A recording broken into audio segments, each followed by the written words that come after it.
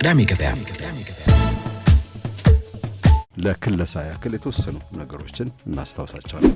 ሳየው ለሴቶች ያለው አመለካከት ጥሩ ስላልሆነ ምን አይነት ቅሌታም ነው ብዬ አባረሬው ነው። አሜሪካ የህግ መምሪያ ምክር ቤት አጸደቀው፣ መወሰኛው ምክር ቤት ደገፈው። በሚፈልጉት መልኩ ጥቅምን ለማግኘት የሚደረግ የብላክሜል ስራ ትልቁ ቅሌት ተብሎ ሊጠቀስ የሚችለው እንደሆነ 14 ዓመት ልጆች ተደፍረዋል፣ ወሲባዊ ትንኮሳ ተፈጽሞባቸዋል። የእስራኤል የኒኩሌር ኃይል አላት በሚል የሚሰሩ ህገወጥ ስራዎች፣ ገንዘብ ካላመጣ እንዲያረገዋለሁ፣ ለፖሊስ ብትደውል እገለዋለሁ ልጅህን ቢልህ ለፖሊስ አትደውልም እኮ ብዙ ጊዜ ብርህን ይዘህ ነው የምትሄደው። ብዙ ሰዎች እንደዛ ነው የሚያደርጉት። እንደዚህ ሞክሮብኝ ከዛ በኋላ ያው ተረፍኩ ምናምን ብላ በ2006 ጄፍሪ ኤፕስታይን ላይ የተፈረደበት ክስ ግን የ13 ወራት እስር ብቻ ነበረ። ማያሚው የማራላጎ የዶናልድ ትራምፕ መዝናኛ ክበብ በ5 ደቂቃ ርቀት ላይ ያለ ቤት ነው ጄፍሪ ኤፕስታይን ያለው። ኤልዶራዶ የሚባል ወርቅ የተቀበረበት አለ፣ ወይም ደግሞ የባህር ዘራፊዎች የቀበሩት ወርቅ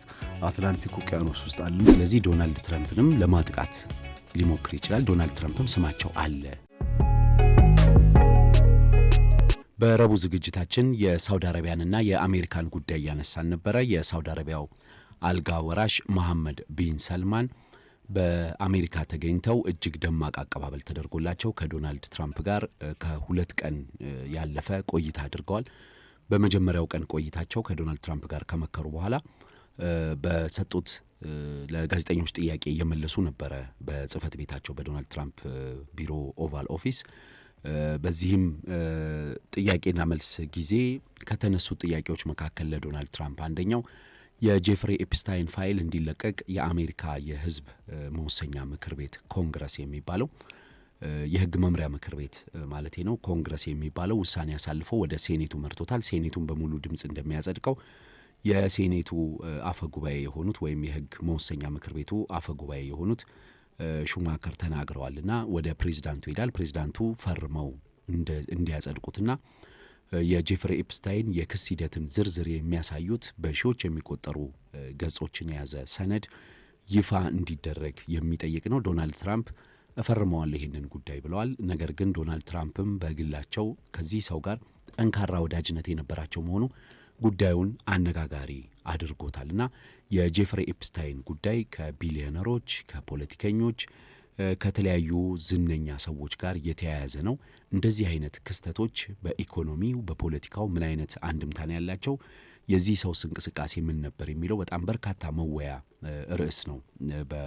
ለአመታት ማለት ነው ከ2019 አንስቶ ነው ይሄ ጉዳይ መነጋገሪያ የሆነው። ጄፍሪ ኤፕስታይን እጅግ በጣም የታወቀ የፋይናንስ ባለሙያ ነው የሆነው። በእርግጥ ጄፍሪ ኤፕስታይን ስራውን ሲጀምር በመምህርነት ነው የጀመረው። ለ1 ዓመት እንደዚህ ካስተማረ በኋላ ወደ ፋይናንስ ሴክተር ገብቶ በ1970ዎቹ በአሜሪካ ከ70ዎቹ አጋማሽ በኋላ ማለት ነው በአሜሪካ ወደ ፋይናንስ ሴክተር ገብቶ ኒውዮርክ ተወልዶ እንዳደገባት ሁሉ ወደ ዎል ስትሪት ገብቶ በፋይናንስ ዘርፉ ላይ በአማካሪነት ሲሰራ ቆይቷል። ከዛም የግሉን ድርጅት ከፍቶ የትልልቅ ኩባንያዎች የታክስ አማካሪ ሆኖ ሲሰራ የቆየ ነው። በተለይም ደግሞ በታክስ አማካሪነቱ በ70ዎቹ መጨረሻ አንስቶ በ80ዎቹና በ90ዎቹ ዋነኛ ደንበኞቹ ከሚባሉት አንዱ ሌስሊ ዌክስነር ናቸው። ሌስሊ ዌክስነር የቪክቶሪያ ሴክሬት የሚባለው የውበት ምርት አምራቾች ኩባንያን የመሰረቱ ቢሊዮነር ዋነኛ የጄፍሪ ኤፕስታይን ደንበኛ እንደነበሩ ይነገርላቸዋል። ይህ ኩባንያቸው ከጄፍሪ ኤፕስታይን በዋናነት የሚያገኘው አገልግሎት ደግሞ የታክስ ሁኔታዎችን ማጥራት ነው። እንግዲህ በየትኛውም ሀገር በታክስ ጋር በተያያዘ ተቋማት ከፍተኛ ታክስ እንዳይጣልባቸው የሚያደርጓቸው ጥረቶች አሉ። የሂሳብ ሰነዳቸውን ማስተካከል፣ የወጪና ገቢ ሰነዳቸውን ማጣጣም፣ እነዚህ ይጠበቅባቸዋል። እንደ አሜሪካ ባሉት ሀገራት ደግሞ ታክስ ሄቨን የሚባሉ ወይም ደግሞ የታክስ እፎይታ የሚያስገኙ እድሎችን፣ አካባቢዎችን መጠቀም በጣም የተለመደ ነው። ለምሳሌ የዓለም የፋይናንስ ሴክተር በሆነችው ኒውዮርክ ቨርጂን አይላንድ የምትባለዋ የከተማው ክፍል የታክስ ነጻ እድሎችን በስፋት የምታቀርብ ናት። በነገራችን ላይ ኒውዮርክ በ5 ግዙፍ ከተሞች የተዋቀረ ሜትሮፖሊታን የሚባለው ከተማ አይነት ነው። ማንሃተን ራሱን የቻለ የከተማው ክፍል ነው። ብሮክሊን፣ ኩዊንስ አይስላንድ፣ ቨርጂን አይላንድ እንደዚህ የሚባሉት 5ቱ ናቸው ያዋቀሩት ኒውዮርክንና ቨርጂን አይላንድ ከነዚህ የኒውዮርክ አነስተኛ ከተሞች ወይም ኒውዮርክን ከመሰረቱት ከተሞች መካከል አንዷ የሆነችው ክፍል ከፍተኛ የሆነ የታክስ እፎይታ የምትሰጥና ጄፍሪ ኤፕስታይንም ራሱም የሚያገኘው ጸጋ ከፍተኛ ታክስ እንዳይጣልበት እንደዚሁም ደግሞ የሌሎችን ባለጸጋዎች ንብረት ሲያስተዳድር ከታክስ ነጻ የሚሆኑበትን እድል የሚያመቻችበት ስፍራ ተደርጎ የሚወሰድ ነው ቨርጂን አይላንድ። በዚህ ስራውም ከሌስሊ ዌክስነር በ100 ሚሊዮን ዶላሮች ከ200 ሚሊዮን ዶላር ያላነሰ ሀብት ማግኘቱን እንዲያውም በኒውዮርክ ማንሃተን የሚገኘው እጅግ ቅንጡ መኖሪያ ቤቱ፣ የግል አውሮፕላኖቹ፣ በርካታ ተሽከርካሪዎቹን ያገኘው ከቪክቶሪያ ሴክሬት ባለጸጋ ነው ይባላል። በሁለተኝነት በጣም ግዙፉ ደንበኛው የሚባለው ሊዮን ብላክ የሚሰኝ ከፍተኛ ባለጸጋ ነው። በአሜሪካ የሚገኝ የአፖሎ ግሎባል የሚባል የፋይናንስ ተቋም ያለው ሰው ነው። ይህ ሰው ይሄኛውም ልክ እንደ ቪክቶሪያ ሴክሬት ሁሉ ቢሊዮን ዶላሮች ኩባንያን የሚመራ ነው። ሊዮን ብላክም በጄፍሪ ኤፕስታይን በኩል ከፍተኛ የታክስ ሰነዶች ክለሳና የሂሳብ ማመሳከር ስራዎችን እንደሚያገኝ ይነገር ነበረ። በእነዚህ ዓመታት ከ170 ሚሊዮን ዶላር ያላነሰ ለጄፍሪ ኤፕስታይን በ15 በ20 ዓመት ውስጥ ለነበረው አገልግሎት እንደከፈለ ይታመናል። እና የጄፍሪ ኤፕስታይን የሀብት ምንጭ በዋናነት የሚታወቀው የሀብት ምንጩ ማለት ነው 75 በመቶ ከነዚህ ሁለት ባለጸጎች እንደተገኘ ይገመታል። የጄፍሪ ኤፕስታይን ሀብት በሞቱ ጊዜ በ2019 ወደ 600 ሚሊዮን ዶላር የሚጠጋ ነው የነበረው። ጸጋው በትልልቅ መኖሪያ ቤቶች በተለይም በኒውዮርክ ማንሃተን እና በፍሎሪዳ ማያሚ ከዶናልድ ትራምፕ ማራላጎ በ5 ደቂቃ የመኪና ጉዞ ርቀት ላይ የሚገኝ መኖሪያ ቤት የነበረው እጅግ ቅንጡ እንደዚሁም በጣም ውብ ደሴት የነበረውና በዛም በርካታ እንግዶችን የሚያነጋግር የነበረ ነው ጄፍሪ ኤፕስታይን። በርካታ ባለሀብቶች የጄፍሪ ኤፕስታይን ላይ ምንድን ነው ያዩት? ይህን ያህል በአማካሪነት በፋይናንስ አማካሪነት እንዲቀጥሩት ያደረገው ምንድን ነው በሚል በተለያየ ጊዜ የተናገሯቸውንና የጠቀሷቸውን ያስቀምጣሉ ተንታኞች። ጄፍሪ ኤፕስታይን ከሚነሳለት ትልቁ ጠንካራ ጎኑ መካከል የኮንታክት ሊስቱ ነው ይላሉ። ወይንም ደግሞ የሚያውቃቸው ሰዎች ወይም የፈጠረው የትውውቅ ክበብ ነው ይሉለታል። በተለይም አንድ ኩባንያ ጄፍሪ ኤፕስታይን ለጄፒ ሞርጋን ባንክ ስላገናኘውና የዓለም ግዙፉ ባንክ ነው ጄፒ ሞርጋን። በነገራችን ላይ የጄፒ ሞርጋን ባንክን አገናኝቶት ለድርጅቱ ፋይናንስ አድርጎት ድርጅቱ እንዲያንሰራራ ስላገዘው ብቻ በሚሊዮኖች ዶላር እንደከፈለው ይጠቅሳልና ይህንን ሲያነሳ ጄፍሪ ኤፕስታይን በጣም ትልልቅ ሰዎችን ያውቃል። ፖለቲከኞችን፣ የኢኮኖሚ ሰዎችን፣ ባለጸጋዎችን የሚያውቅ በዚህ ኮንታክቱ ደግሞ ሰፊ የሀብት እድል ለባለጸጎቹ የቢዝነስ እድል ለባለጸጎቹ የሚፈጥር በመሆኑ በጣም ተመራጭ የፋይናንስ አማካሪ አድርጎት እንደዘለቀ ይነገርለታል። ጄፍሪ ኤፕስታይን እውነትም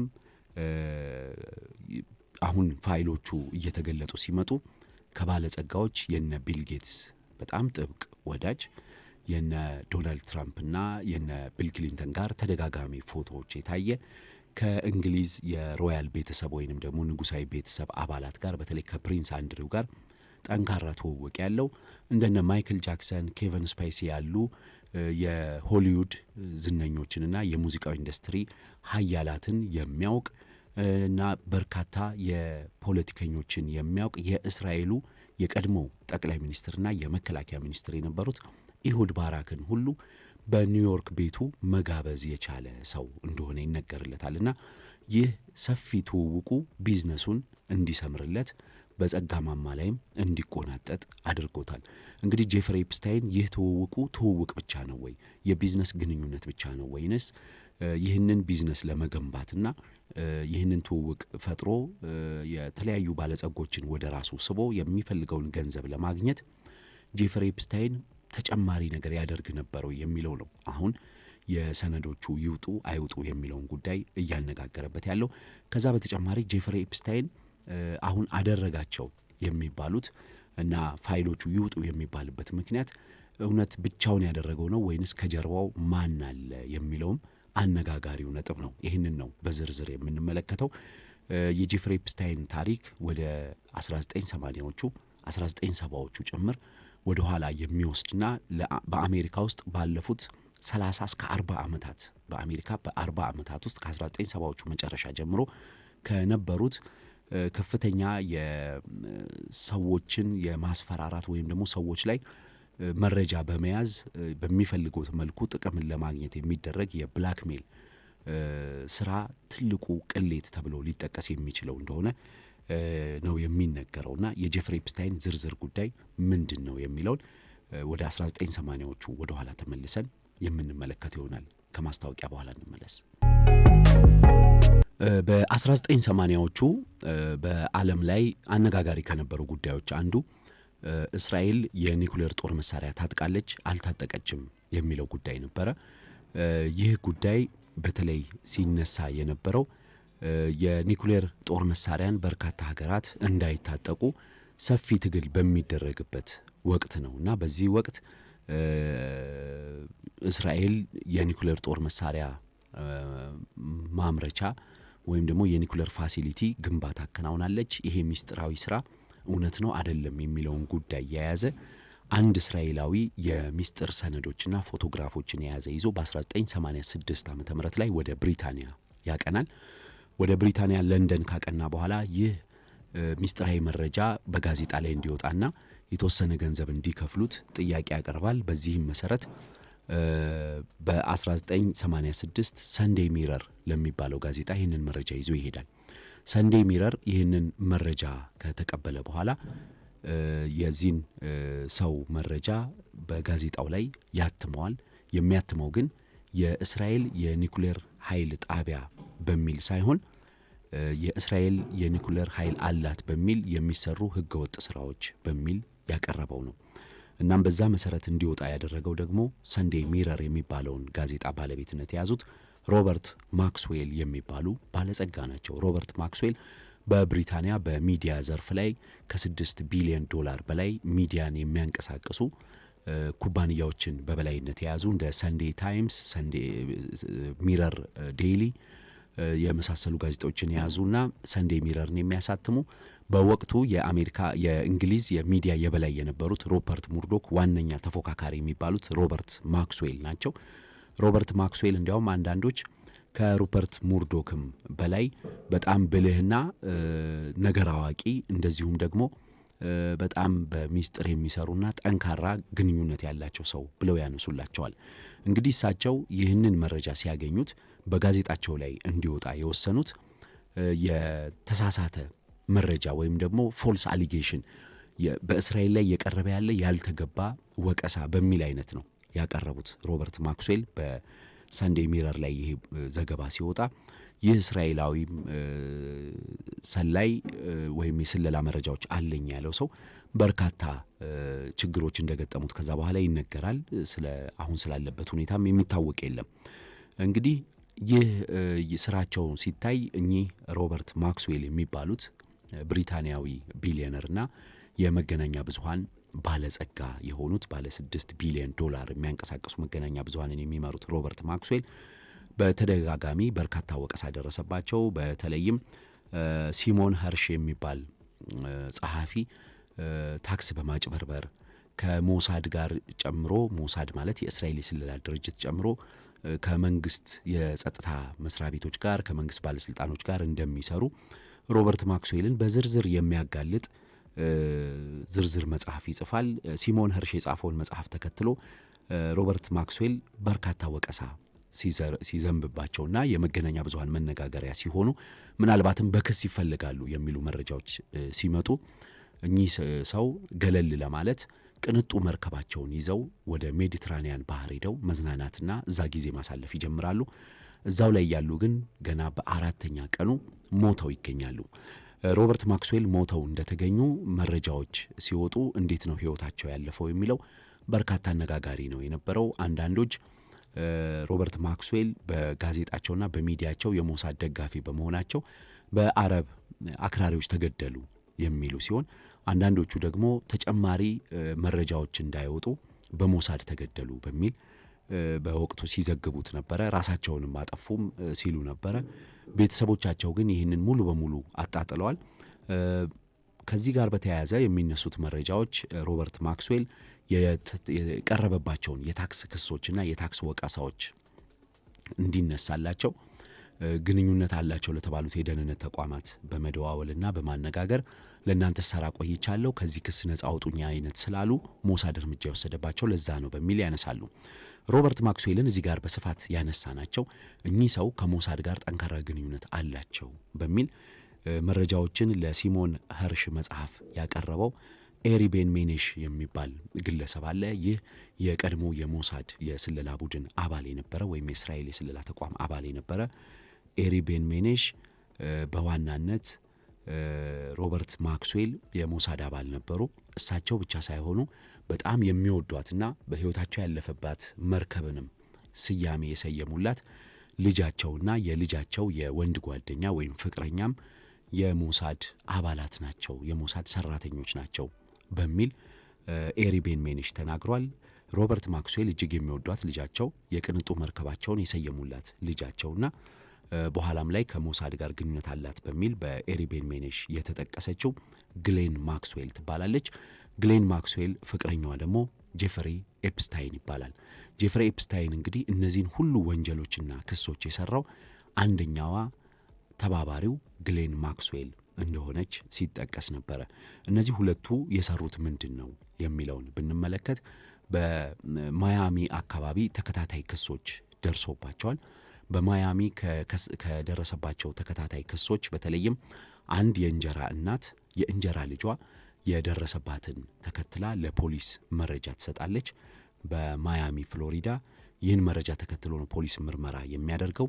እቺ ታዳጊ ልጅ የ14 ዓመት ታዳጊ በሆቴል አካባቢ በግሌን ማክስዌል ጋር በመነጋገርና ግሌን ማክስዌል ካገኘቻት በኋላ የግል የማሳጅ አገልግሎት ብትሰጪ ከፍተኛ ገንዘብ ታገኛለች፣ እኔ ልውሰድሽ ብላት ይዛት ትሄዳለች። ይዛት የሄደችው ደግሞ ጄፍሪ ኤፕስታይን ወደሚገኝበት የቅንጡ የማያሚ መኖሪያ ቤቱ ነው። እዛም ወስዳ የጾታ ጥቃት ያደርሱባታል። ሁለቱም ግሌን ማክስዌልም ፍቅረኛዋ ጄፍሪ ኤፕስታይንም ይህንን ጥቃት ተከትሎ እንዳትናገር ከማስፈራራት ባለፈ እንደዚሁም ደግሞ ሌሎች የእሷን ተመሳሳይ ጓደኞችንና የእሷን እኩዮች ይዛ ብትመጣ በጣም ከፍ ያለ ገንዘብ እንደሚሰጧት አግባብተው ይልኳታል። ልጅቷ ግን ፈራ ተባ እያለች ለእንጀራ እናቷ የደረሰባትን ጉዳይ በመንገሯ የእንጀራ እናቷ ይህን ክስ መሰረተች። ከዚህ በኋላ ተከታታይ ክሶች ቀረቡ። በመቶዎች የሚቆጠሩ ሴቶች ናቸው ከዚህ በኋላ መረጃዎች እየወጡ በኒውዮርክ፣ በማያሚ እንደዚሁም ደግሞ በግል ደሴቶቹ በጄፍሪ ኤፕስታይን የግል ደሴቶች ላይ እንደዚህ አይነት ጾታዊ ጥቃቶች ከዕድሜ በታች የሆኑ ሴቶች ላይ የሚደርሱ ጾታዊ ጥቃቶች ሲሰነዘሩ እንደነበረ መረጃዎች መውጣት ይጀምራሉ። ይህ የሆነው በፈረንጆቹ አቆጣጠር 2005 አካባቢ ላይ ነው። ከዚህን ተከትሎ 2006 ላይ ጄፍሪ ኤፕስታይን ክሶቹ እጅግ በጣም ደረጃ በደረጃ ዝቅ ብለው ወርደው በሴቶችን ለጾታዊ ጥቃት ወይም ደግሞ ሴቶችን ለወሲብ ባርነት በመመልመል ወይንም ለፕሮስቲቱሽን ወይም ለሴተኛ ዳሪነት በመመልመልና ሁለተኛው ክስ ደግሞ ከዕድሜ በታች የሆኑ ታዳጊዎችን ለሴተኛ ዳሪነት በመመልመል በሚሉ ሁለት ክሶች ብቻ እንዲጠየቅ ይደረጋል። እነዚህ ክሶችም ብቻ ቀላል የማይባል ቅጣት የሚያስከትሉ ቢሆኑም በ2006 ጄፍሪ ኤፕስታይን ላይ የተፈረደበት ክስ ግን የ13 ወራት እስር ብቻ ነበረ። ጄፍሪ ኤፕስታይን በ13 ወራት እስሩም እጅግ የተለየ ጉዳይ ነበር የገጠመው። ጄፍሪ ኤፕስታይን በ13 ወራት እስር ጊዜው በኋላም ላይ ተጣርቶ እንደታወቀው የስራ ፍቃድ ነበረው። ስለዚህ ከእስር ቤት ወጥቶ ስራውን ሰርቶ ይመለሳል። ይህ ለሳምንት 6 ቀን ተፈቅዶለታል። ከሰኞ እስከ ቅዳሜ ስራውን አከናውኖ ወደ እስር ቤት መመለስ ይችላል። እሁድ ብቻ ነው እስር ቤት ሙሉ የሚቆየው። ስራውን ደግሞ እንዲያከናውን እየተፈቀደለት በቀን ውስጥ ለ12 ሰዓት ነው። ስለዚህ በአጭሩ ጄፍሪ ኤፕስታይን ወደ እስር ቤት የሚመለሰው ለመኝታ ብቻ ነበር ብሎ መጥቀስ ይቻላል። ስለዚህ ለአዳር ብቻ የ13 ወራት እስር ተፈርዶበት ያንን ጨርሶ ወጣ። ይህ ነገር ነገሮችን ያደባብሳል ተብሎ ቢታሰብም የክስ ሂደቱ ግን እየተሟሟቀ ሄደ። በተለይም ከጄፍሪ ኤፕስታይን ጋር በተያያዘ የወሲባዊ ጥቃቱና የወሲባዊ ትንኮሳው በተለይም ከእድሜ በታች የሆኑ ህጻናትን ለወሲብ ሲጠቀም የነበረበት መንገድ ብቻውን ሳይሆን በርካታ ተባባሪዎች አሉት። ከግሌን ማክስዌል ወይም ከፍቅረኛው ግሌን ማክስዌል ባለፈም ሌሎች በርካቶች አሉ። ከዚህ ውስጥ ደግሞ ስማቸው የአሜሪካ ፕሬዝዳንት የነበሩት ቢል ክሊንተን፣ ቢል ጌትስ፣ በተለይም ደግሞ አነጋጋሪ የሆነውና በቀጥታ ስማቸው ተጠቅሶ በሴቶቹ የተነሱት የፕሪንስ አንድሪው የእንግሊዝ ንጉሳዊ ቤተሰብ አባል የሆኑት ፕሪንስ አንድሪው ጉዳይ መነሳት ነገሮቹ እንዳይዳፈኑ አድርጎት ተባብሶ በ2019 ሐምሌ ላይ ለእስር በቃ። 1 ወር እስር ቤት ሳይቆይ ጉዳዩ ገና መታየት ሳይጀምር ህይወቱ አለፈ ማለት ነው ጄፍሪ ኤፕስታይን። እና ህይወቱ ካለፈ በኋላ ይሄ ነገር እንዲደባበስ የፈለገው ማን ነው የሚለው ነው ትልቁ አነጋጋሪ ጉዳይ የሆነው ማለት ነው። ማን ነው የጄፍሪ ኤፕስታይንን ጉዳይ እንዲድበሰበስ ያደረገው በሚል ሲጠቀስ እና በመጀመሪያውም የፍርድ ሂደት እጅግ በጣም አነስተኛ ክስ ብቻ እንዲመሰረትበት በማድረግና ይህንን ውሳኔ በማሳለፍ አሌክስ ዳኮስታ የተባሉ ዳኛ ስማቸው ተያይዞ ይነሳል። አሌክስ ዳኮስታ የጄፍሪ ኤፕስታይን የ13 ወራት እስር ብቻ እንዲፈረድበት በማድረጋቸው ስማቸው የሚታወስ ነው። እስርም ሳይሆን የግማሽ ቀን እስር ነው፣ ወይም ለአዳር ብቻ ነበረ ጄፍሪ ኤፕስታይን ወደ እስር ቤት የሚገባው። አሌክስ ዳኮስታ እዚህ ጋር ስማቸው የተነሳው ፕሬዚዳንት ዶናልድ ትራምፕ በ2016 በመጀመሪያዊ ስልጣን ዘመን ወደ ስልጣን ሲመጡ አሌክስ ዳኮስታ የስራ ሚኒስትር ወይም ደግሞ ሚኒስትር ኦፍ ሌበር ወይም ሌበር ሴክሬታሪ የሚሉት አሜሪካኖቹ የስራ ሚኒስትር ሆነው እንዲሾሙ በእጩነት ይቀርባሉ። በእጩነት በቀረቡበት ጊዜም ፕሮፋይላቸው ሲጣራ ወይም ደግሞ ማንነታቸው የህይወት ሰነዳቸው ሲጣራ ወንጀል አለበት ወይ ክስ አለበት ወይ የሚለው አንድ ሰው ለስልጣን ሹመት ሲታሰብ እነዚህ ነገሮች ኮንሲደር መደረግ ያለባቸው መታየት ያለባቸው ስለሆነ ይህ ሲጣራ አሌክስ ዳኮስታ የጄፍሪ ኤፕስታይንን የፍርድ ሂደት የመሩት ዳኛ መሆናቸው ስለሚታወቅ ይህ ጉዳይ ተነስቶ ተጠይቀው ነበረ።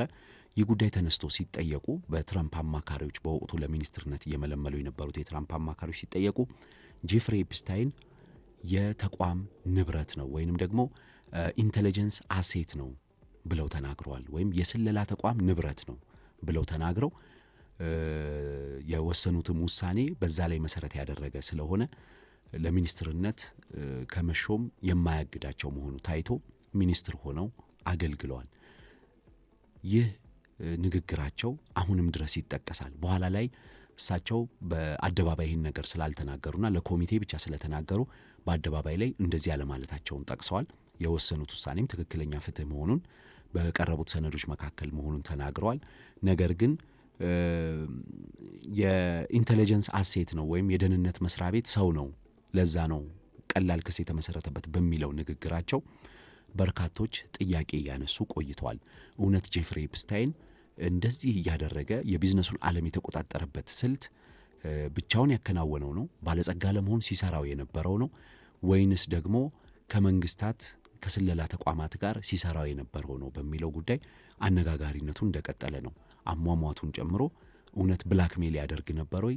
አሁንስ ሊመጣ የሚችለው ዳፋ ምንድን ነው? ለመደበቅ የተሞከረውስ ነገር እንዴት ነውና ይህ ምን ይነግረናል? ስለ ፖለቲካና ስለ ኢኮኖሚ እንቅስቃሴዎች ምን ይነግረናል የሚለውን እንመለከተዋለን።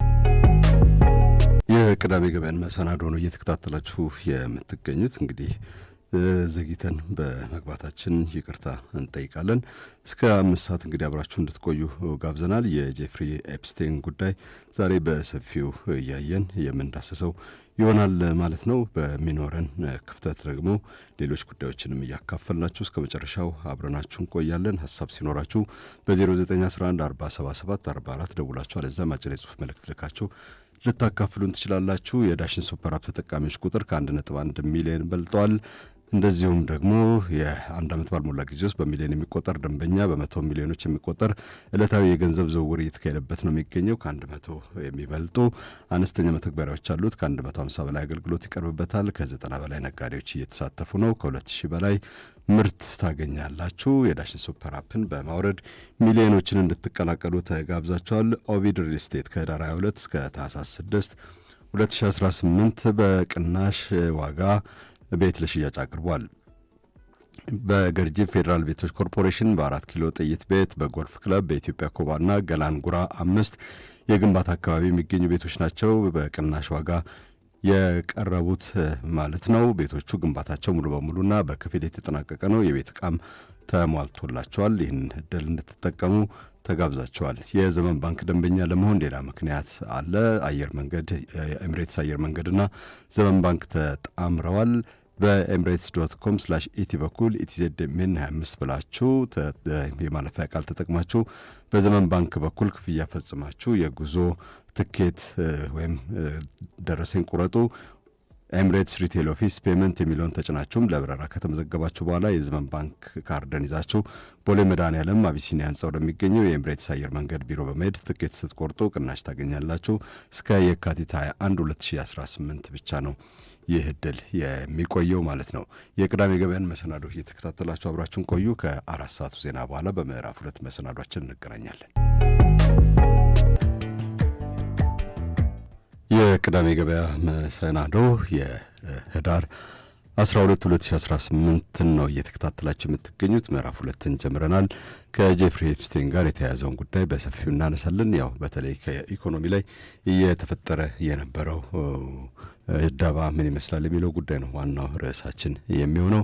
ከነዳጅ ተጨማሪ ግብር ጋር የተያያዘውንም ጉዳይ ለማንሳት እንሞክራለን ማለት ነው።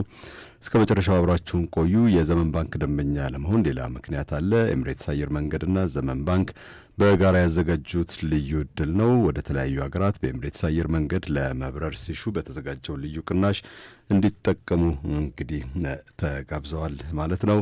የኤምሬትስ አየር መንገድ ትኬቶን በኤምሬትስ.com/ኢቲ በኩል ኢቲዜድሜን 25 የተሰኘውን የማለፊያ ቃል ተጠቅመው በዘመን ባንክ በኩል ክፍያ ፈጽመው ሲቆርጡ ልዩ ቅናሽ ያገኛሉ። ኤምሬትስ ሪቴል ኦፊስ ፔመንት የሚለውን ተጭነው ለበረራው ከተመዘገቡ በኋላ የዘመን ባንክን ካርድ ይዘው ቦሌ መድኃኔዓለም አቢሲኒያ ህንጻ ወደሚገኘው የኤምሬትስ አየር መንገድ ቢሮ በመሄድ ትኬት ከቆረጡም ቅናሽ ያገኛሉ። እስከ የካቲት 21 2018 ድረስ የሚቆይ ቅናሽ ነው። ዘመን ባንክ የላቀ አገልግሎት ማዕከል ቅርታ ኦቪድ ሪል ስቴት እስከ ታህሳስ 6 የሚቆይ ቅናሽ ታላቅ ቅናሽ በቤቶቹ ላይ አቅርቧል። በገርጂ ፌዴራል ቤቶች ኮርፖሬሽን በ4 ኪሎ ጥይት ቤት፣ በጎልፍ ክለብ፣ በኢትዮ ኩባና ገላንጉራ 5 የግንባታ ቦታዎች የሚገኙ ቤቶችን ነው በቅናሽ ያቀረበው። ቤቶቹ ግንባታቸው ሙሉ በሙሉ ተጠናቆ የቤት ዕቃ ተሟልቶላቸዋል። በከፊል ግንባታቸው የተጠናቀቀም ይገኛል ማለት ነው። የዳሽን ሱፐር አፕ ተጠቃሚዎች ቁጥር ከ1 ሚሊዮን በልጠዋል። በሚሊዮን የሚቆጠር ደንበኛ ነው እንግዲህ የፈራው። በመቶ ሚሊዮኖች የሚቆጠር ዕለታዊ የገንዘብ ዝውውርም አለ። ከ100 የሚበልጥ አነስተኛ መተግበሪያዎች አሉት። ከ150 በላይ አገልግሎት ያቀርባል። ከ90 ያክል ነጋዴዎች እየተሳተፉበት ነው። ከ2000 የሚበልጥ ምርት በመተግበሪያው ይገኛል። ዳሽን ሱፐር አፕ መተግበሪያን በማውረድ ሚሊዮኖችን እንዲቀላቀሉ ተጋብዟል። በምዕራፍ 1 መሰናዷችን ላይ እንግዲህ የጄፍሪ ኤፕስቴንን ጉዳይ በሰፊው እያነሳን መቆየታችን ይታወሳል። ጄፍሪ ኤፕስቴንን በተመለከተ ብዙ ነገሮች ናቸው የሚባሉት። ያው የሕግ መምሪያ ምክር ቤቱ የጉዳዩ አደባባይ እንዲወጣ የፍርድ ሂደቱ አደባባይ እንዲወጣ የተደበቁ ነገሮች አደባባይ እንዲወጡ መወሰኑ ይታወሳል። ይህንን ከዚህ ጋር ተያይዞ ነው እንግዲህ ሰፋ ያለውን ነገር የምናካፍላችሁ ማለት ነው። የቤቱን ድካም ለማቅለል ጊዜውን ለመቆጠብና ምርታማነቱን ለመጨመር እነሆ ምርጥ መላ ከጊዮን አለ። ለመኖሪያ ቤቶች የጋዝ ሲሊንደር በባለ 3፣ 6ና 12 ኪሎ ግራም ሙሉ ዕቃ ሽያጭ አለው። ለሆቴሎች፣ ለድርጅቶችና ፋብሪካዎች በተለያየ መጠን የጋዝ ማከማቻ ያቀርባል። መስመር ይዘረጋል፣ ጋዙንም ያቀርባል። ንጹህ የኃይል አቅርቦት፣ ፈጣንና ከፍተኛ ጉልበት፣ አስተማማኝ ደህንነት ያለው ነው። በጎተራ ከወሎ ሰፈር ወደ ቄራ በሚወስደው መንገድ ወንጌላዊት ህንጻ ፊት ለፊት ይገኛል። በሳሊተ ምሕረት ተፈዘረ ገበያ ማዕከል፣ በአያት 49 አካባቢ፣ በጀሞ 1 ኪሮ አካባቢ ይገኛል ማለት ነው። ሲሊንደሮቹ ቀለማቸው ቀይ ጂጂሲ ጊዮን ጋዝ በሚል በቢጫ ፕላስቲክ የታሸጉና ኪሏቸው አስተማኝ ነው። የደህንነትና የፍተሻ መስፈርትም ያሟሉ ጭምር ናቸው። የአማራ ባንክ ጠቅላላ ጉባኤ በጣም ጥቂት ቀናት ናቸው የቀሩት። 8 ቀን ነው የቀረው። ቅዳሜ ህዳር 20 2018 ከጠዋት 2 ሰዓት ጀምሮ በሚሊኒየም አዳራሽ ይካሄዳል። ባለአክሲዮኖች ተሳተፉ።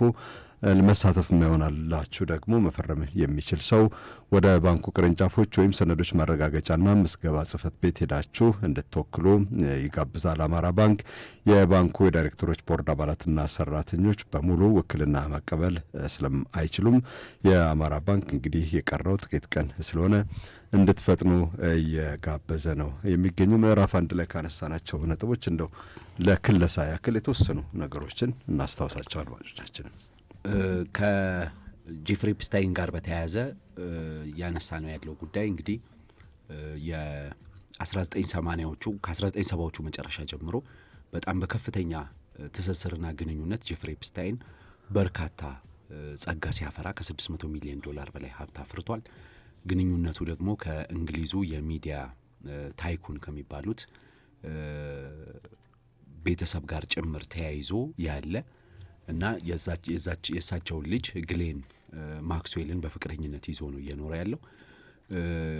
በርካታ ቢሊዮነሮች የዚህን ሰው የፋይናንስ ድጋፍ ይፈልጋሉ። የታክስ ነገሮችን ያጸዳላቸዋል፣ በቢሊዮን ሀብቶች ያስገኝላቸዋል። ለዛም የተነሳ በመቶ ሚሊዮኖች ገንዘብ እየከፈሉት ቆይተዋል። የማያውቀው ሰው የለም። የጄፍሪ ኤፕስታይን ትልቁ ሀብቱ ኮንታክት ሊስቱ ነው ይላሉ። የሚያውቃቸው ወይም ወዳጆቹ የሆኑ የሰዎች ዝርዝር ብዛት ማለት ነው። በእኛ ሀገር ጉዳይ ገዳይ ተብለው ሊገለጹ በቃ እሳት የላሰ ከዛም ሳይበልጥ አይቀር ከዛም የባሰ ነው። እሳት የላሰ ጉዳይ ገዳይ ነው። ግን ጉዳይ የሚገለው ባለው የሥራ ብቃት ብቻ አይደለም፣ በሚያከናውናቸው በርካታ ድግሶች፣ በሚያከናውናቸው በርካታ ግብዣዎች ጭምር እንደሆነ ፍሎሪዳ ላይ ነው በዋነኛነት ፍሎሪዳ እና ኒውዮርክ ናቸው ዋናዎቹ። ከዛም በተጨማሪ ደሴትም አለው። ፍሎሪዳ አካባቢም ተጨማሪ ደሴት አለው። በዛም ደሴቱ ላይ የሚያደርጋቸው ግብዣዎች ናቸው። የጄፍሪ ኤፕስታይን አይነት እንቅስቃሴዎች በቢዝነሱ ላይ ምን አይነት ነገሮች እንዳሉ የሚያሳይ ነው። የቢዝነስ ጉዳዮችን ለማከናወን አንዳንዶች የትክክለኛውን የቢዝነስ መርህ ሲመርጡ፣ አንዳንዶች ደግሞ ለየት ያሉ ጥቅሞችን በማቅረብ ጥቅም ወይም ስራዎችን የመከወን ስልት ይጠቀማሉ። ይሄ ጉዳይ ሄዶ ጄፍሪ ኤፕስታይን በ2006 በፈረንጆቹ አቆጣጠር ለክስ ቀረበ። 13 ወራት እስር ተፈረደበት። ከ13 ወራት እስር ውስጥ በሳምንት 6 ቀን ለ12 ሰዓታት ስራውን እንዲሰራ ከእስር ቤት ወጥቶ ይፈቀድለት ነበረ። ለአዳር ነበረ ወደ እስር ቤት የሚመለሰው። ይህ እንዲሆን ያደረጉት ደግሞ እና ይህንን ውሳኔ የወሰኑት ዳኛ በዶናልድ ትራምፕ የመጀመሪያው ፕሬዝዳንትነት ዘመን የስራ ሚኒስትር የነበሩት አሌክስ ዳኮስታ ናቸው። በወቅቱም ለሚኒስትርነት ሲመለመሉ እና ሲታጩ የተለያዩ ምርመራዎች ሲደረግ ወይም ስለ ባክግራውንዳቸው ወይም ስለ ቀድሞ ህይወታቸው ምርመራ ሲደረግ ጄፍሪ ኤፕስታይን ላይ የወሰኑት ውሳኔ ቅሬታ ስለነበረበት በተበዳዮች በኩል ይሄ ውሳኔ ሲነሳ ጄፍሪ ኤፕስታይን ኢንቴሊጀንስ አሴት ነው ወይም የስለላ ተቋም ንብረት ነው ብለው አምልጠው ነው ወደ ሚኒስትርነት የበቁት። ይህንን ግን በአደባባይ አልገለጹም። ለመርማሪ ኮሚቴው ገልጸው ነበረ። ግን ከዛ ኮሚቴ አባላት ሰማን ያሉ ሰዎች ይህን ቢናገሩም እሳቸው እንደዚህ አላልኩም በሚል አልፈውታል። በ2019 ዳግም የጄፍሪ ኤፕስታይን ክስ እያገረሸ መጥቶ ተበዳዮቹ በመቶዎች የሚቆጠሩ ሴቶች እስከ 14 ዓመት ዕድሜ የሚደርሱ ሕፃናትና ታዳጊ ሴቶች ጭምር የተካተቱበት በመሆኑ ጉዳዩ አገርሽቶ ለእስር ተዳረገ። ጄፍሪ ኤፕስታይን በታሰረ 1 ወር ባልሞላ ጊዜ ውስጥ ሕይወቱ አለፈ። ግሌን ማክስዌል ተደብቃ ለረጅም ጊዜ ቆየች ፍቅረኛው፣ እሷም ተይዛ ታስራለች። አሁን በጥብቅ እስር ቤት ውስጥ ነው ያለችው የምትባለው እሷ ናት። ስለዚህ መረጃዎች እንዳይወጡ ነው የታሰረው ይሄ ሰው ወይስ ምንድን ነው? ምክንያቱም አብሮት ዶናልድ ትራምፕ፣ ቢል ጌትስ፣ ቢል ክሊንተን፣ ፕሪንስ አንድሪው፣ እነ ማይክል ጃክሰን፣ እነ ሉሉ አንድሩ ማለት የንጉስ ቻርልስ ወንድም ማለት ናቸው እና በጣም ቢሊዮነሮች፣ በጣም ፖለቲከኞች በሙሉ እሱ ጋር ወዳጅነት አላቸው። ለሱ ያላቸውንም አድናቆትና ፍቅር የሚገልጹባቸው ቃላቶች ራሱ ለየት ያሉ ነበሩ። ዶናልድ ትራምፕ ሂዝ ማግኒፊሰንት ፐርሰን ምናምን ሲል ነበረ። በጣም የሚገርም ሰው ነው ሲል ነበረ። ለ10 ዓመት የዘለቀ ወዳጅነት እንዳላቸው ይነገራል። ከፍሎሪዳው ከማያሚው የማራላጎ የዶናልድ ትራምፕ መዝናኛ ክበብ በ5 ደቂቃ ርቀት ላይ ያለ ቤት ነው ጄፍሪ ኤፕስታይን ያለው። 10 ዓመት በላይ ጓደኛ ናቸው። ከዛ ዶናልድ ትራምፕ አሁን በቅርቡ ሲጠየቁ ሳየው ለሴቶች ያለው አመለካከት ጥሩ ስላልሆነ ምን አይነት ቅሌታም ነው ብዬ አባረሬው ነበረ፣ ሁለተኛ ከኔ ጋር በእኔ ፊት እንዳትደርስ ብዬ። እውነትም ትክክል መሆኔን ያረጋገጠው አሁን የሚቀርብበት ክስ አሉ። ነገር ግን እንዲወጣ አልተፈለገም ሂደቱ። ሰነዶቹ እንዳይወጡ ለምን ተፈለጉ? እንደዚሁም ደግሞ አሟሟቱ አነጋጋሪነቱ እንዴት ነው የሚለው ሁለቱን ጉዳዮች እንመለከታቸዋለን። እስከ መጨረሻው እንግዲህ እየተከታተላችሁን አብራችሁን እንድትዘልቁ እንጋብዛለን። በ0911 477 44 ደውሉልን፣ አጭር የጽሁፍ መልእክት ላኩልን። በ0977 7777 አጭር የጽሁፍ መልእክት ብቻ ላኩልን፣ እኛ እንደውላለን። 7545 የአህዱ ሬዲዮ የአጭር ጽሁፍ መቀበያ ቁጥር ነው። በዛም የምትልኩት ሀሳብ ይደርሰናል። የዘመን ባንክ ደንበኛ ለመሆን ተጨማሪ ምክንያት አለ። ኢቲዜድሜን የተሰኘውን ኮድ ተጠቅማችሁ በኤምሬትስ.com/ኢቲ በኩል ወደ ተለያዩ ሀገር ትኬት ስትቆርጡ ልዩ ቅናሽ ታገኛላችሁ። ኤምሬትስ ሪቴል ኦፊስ የሚለውን በመጫን በዚሁ ድረገጽ ማለት ነው ከተመዘገባችሁ በኋላ የዘመን ባንክን ካርድ ይዛችሁ ቦሌ መድኃኔዓለም አቢሲኒያ ህንጻ ወደሚገኘው የኤምሬትስ አየር መንገድ ቢሮ ሄዳችሁ ትኬት ስትቆርጡም ቅናሽ አለ። እስከ የካቲት 5 ይህንን እድል ማግኘት ይቻላል። ከውጭ ሀገራት ወደ ኢትዮጵያ የሚገባውን ምርት በልዩ ኢኮኖሚ ዞኖች ውስጥ በማምረት የውጭ ምንዛሪ ለማዳን በኢትዮጵያ ኢንቨስትመንት ኮሚሽን ተይዞ የነበረው እቅድ አፈጻጸም አነስተኛ መሆኑ በህዝብ ተወካዮች ምክር ቤት ተነስቷል። ጥያቄ ተነስቶበታል። ይህንን ጉዳይ እስቲ ልናካፍላችሁ እንሞክራለን ማለት ነው። ጎህ ቤቶች ባንክ ጎ ሞባይል አፕ የተሰኘ የሞባይል መተግበሪያ አበልጽጎ ለደንበኞቹ አቅርበዋል። የሂሳቡን ዝርዝር መከታተልና ማስተዳደር፣ ከባንክ ወደ ባንክ ወይም ወደ ቴሌብር ገንዘብ ማስተላለፍ፣ የአየር ሰዓት ለራስም ሆነ ለወዳጅ ዘመድ ለመግዛት፣ የየዕለቱን የውጭ ሀገራት የገንዘብ የምንዛሪ ተመን ለማወቅ ያስችላል።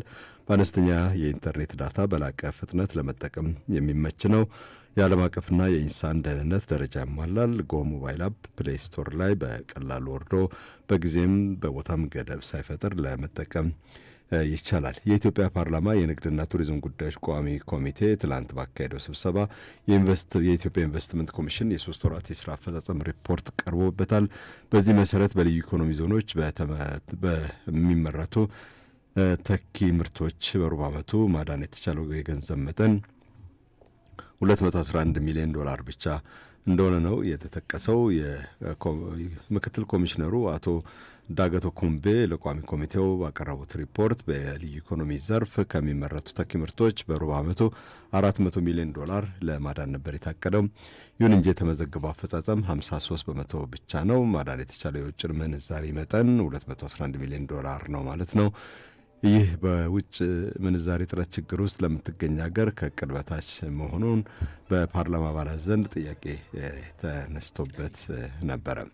የቅዳሜ ገበያን መሰናዶ እየተከታተላችሁ አብራችሁን እንድትቆዩ እንጋብዛለን። ማስታወቂያ ከሰማን በኋላ ያነጋጋሪውን የጄፍሪ ኤፕስቴንን ጉዳይ እንዘረዝረዋለን። ሟቹን የገንዘብ ሰራተኛ ጄፍሪ ኤፕስቴንን የተመለከቱ ብዙ ሰነዶች መውጣታቸው ይታወቃል። ነገር ግን የተደባበቁ እና በፍትህ ሚኒስቴሩ እጅ ስር ብቻ የሚገኙ የተለዩ ሰነዶች አሉ እና እነዛ በጠቅላላ እንዲወጡ ነው እንግዲህ የአሜሪካ የህግ መምሪያ ምክር ቤት አጸደቀው፣ መወሰኛው ምክር ቤት ደገፈው። ፕሬዚዳንት ትራምፕ ደግሞ ሮብለት ፋይሎቹ ይፋ እንዲወጡ በፊርማቸው ጠቁመዋል ማለት ነው። ስለዚህ በ30 ቀናት ውስጥ ይህ ሰነድ ዳውንሎድ ሊደረግ በሚችልበት መልኩ ጭምር ማለት በኢንተርኔትም ዳውንሎድ አድርጎ ማስቀመጥ የሚቻልበት እድል እንዲፈጠር ጭምር ሆኖ እንዲወጣ ነው የተደረገው። በዚህ ሰነድ ውስጥ እንግዲህ ምናልባትም የሚታወቁ ፖለቲከኞች፣ ተጽዕኖ ፈጣሪ ሰዎች ስማቸው በዝርዝር ይወጣል ተብሎ ነው የሚገለጸው። ሲያከራክር የነበረ ነገር ግን አለ። ምናልባትም የአሜሪካ አንዳንድ ባለስልጣናት በዚህ ጉዳይ ላይ መግለጫ ሲሰጡ የጥቃት ሰለባ የሆኑ ልጆች አሉ። የ14 ዓመት ልጆች ተደፍረዋል፣ ወሲባዊ ትንኮሳ ተፈጽሞባቸዋል። አንዲት ሞዴል አሁን ኒውዮርከር ነችና የእሷን ቃለ መጠይቅ እየተከታተልኩ ነበርና እሷ አሁን 20ዎቹ መጀመሪያ ሆኜ የዛሬ 20 ዓመት እንደዚህ ሞክሮብኝ ከዛ በኋላ ያው ተረፍኩ ምናምን ብላ ብቻ ግን እዛ ጋር የደረሰባትን ነገር በምትገልጽበት ጊዜ እጅግ በጣም ተከፍታ አንዳንዴም እንባንባ እያላት ነበርና ሌሎች በ14 ዓመታቸው እንደዛ አይነት ችግር የደረሰባቸው ሴቶች ይሄ ጉዳይ በሚወጣበት ጊዜ ሊደርስባቸው የሚችለው ችግር እንዴት ነው ሊጠቀስ የሚችል? አያሳስብም ወይ? አንድ ተጠቂ ቃሏን ስትሰጥ በዚህ ጥቃት የተነሳ ጄፍሪ ኤፕስታይን ደግሞ የሴት ጓደኛው ፍቅረኛው ግሌን ማክስዌልም አብራ ነው የጥቃቱን የምታደርሰው።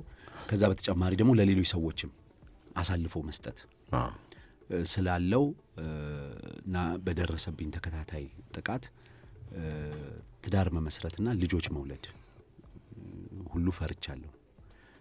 ምክንያቱም ይሄ ሴፍ ባልሆነ ወይም ደህንነቱ ባልተጠበቀ ዓለም ላይ ልጅ ወልጄ ልጄ ምንድን ነው የምትሆነው ዕጣ ፈንታዋ በሚል ልጅ ሳልወልድ አልፍ ያለው እድሜን አሳልፍ ያለው ብላ ስትናገር ሰማሁታልና ምን ያህል በጣም ከባድ ነገር መሆኑን መመልከት ይቻላል። አሁን ዋነኛው የጄፍሪ ኤፕስታይን ክስ በዋናነት አንደኛ በጾታዊ ጥቃቶችን መፈጸምና ከእድሜ በታች የሆኑ አንደሬጅ የሆኑ ለጾታ ግንኙነት እድሜያቸው ያልደረሱ ህጻናትን በሴክስ ትራፊኪንግ ራሱም ለወሲብ ባርነት በማጓጓዝና በመዳረግ የተወሰነ ቡድን ይዞ ወደ ፓሪስ ይሄዳሉ። ፓሪስም በጣም ትልቅ ቤት አለው። አውሮፓም ወደ ፓሪስ ይሄዳሉ፣ ወደ ለንደን ይሄዳሉ፣ ኒውዮርክ ይሄዳሉ፣ ማያሚ ይሄዳሉ፣ ደሴቶቹ ላይ ይሄዳሉ። ሌሎች ሰዎችም ጋር ድግሶቹ ይከናወናሉ። በየጊዜው ነው፣ በየዕለቱ ነው ድግስ ያለው። አዎ። እና በዛ መልኩ ነው ሲሰራ የነበረውና ጄፍሪ ኤፕስታይን እንግዲህ ከመጀመሪያ መምህር ሆኖ 1 ዓመት ሰርቶ ከዛ በዎል ስትሪት የፋይናንስ ባለሙያ ሆኖ ሲንቀሳቀስ ቆይቶ በአንዴ ግን በጣም ስመጥርና በጣም ተፈላጊ የፋይናንስ አማካሪ የሆነበት ሚስጥር አንዱ ይሄ ሊሆን ይችላል የሚለው ነው።